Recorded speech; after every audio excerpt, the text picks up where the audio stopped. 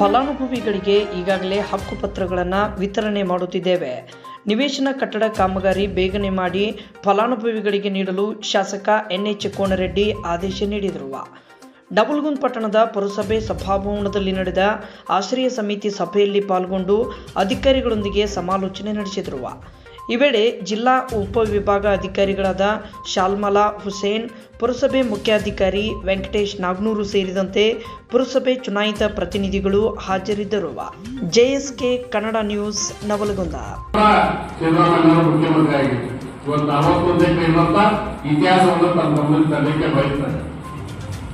ಇವತ್ತು ಆಶ್ರಯ ಮನೆ ನಿವೇಶನಗಳನ್ನೆಲ್ಲ ಹಂಚಿಕೆ ಮಾಡ್ತಾ ಇದ್ದೇವೆ.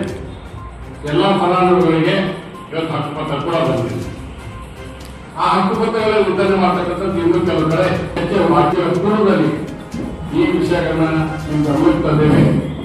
ಇನ್ನು 36 ಜಮೀನನ್ನ ನೂತನವಾಗಿ ಖರೀದಿ ಮಾಡಬೇಕು ಮಾಡಿ ಈಗಾಗಲೇ ಆರ್ಥಿಕ ಇಲಾಖೆಗೆ ಆ ಕೆಲಸ ಹೋಗಿದೆ. ಮಾನ್ಯ ಮುಖ್ಯಮಂತ್ರಿಗಳು ಭರವಸೆ ನೀಡಿದ್ದಾರೆ. ಅದಾದ ನಂತರ ಅದನ್ನು ಖರೀದಿ ಮಾಡ್ತಕ್ಕಂಥ ಪ್ರಕ್ರಿಯೆನ ತಮ್ಮ ಗಮನಕ್ಕೆ ತರಲಿಕ್ಕೆ ಬಯಸ್ತಾರೆ. ಈಗ ಪ್ರೊಸೆಸಿಂಗ್ ಪ್ರಯೋಗ ಇದು ಕೂಡ ಕರ್ತಕ್ಕಂಥ ಮನೆಗಳ ಸ್ಟಾರ್ಟ್ ಆಗಿದೆ. ಉಳಿದಕ್ಕಿಂತ ಹೆಚ್ಚು ಮನೆ ಕರ್ತಕ್ಕಂಥ ತೀರ್ಮಾನ ಮಾಡಿ ಫಸ್ಟ್ ಫೇಸ್, ಸೆಕೆಂಡ್ ಫೇಸ್ 1,000 ಮನೆ ಕೊಡ್ಬೇಕು ಕಂಡೀಷನ್ ಮಾಡಿ. 1,000 ಮನೆ ಕೊಡ್ಲಂದ್ರೆ ನಾವು 1,355 ಮನೆ ಕಟ್ಟುವಳಿ ಮಾಡ್ಯಾರ, ಅವೆಲ್ಲ ಕಂಪ್ಲೀಟ್ ಆಗ್ತಾವ.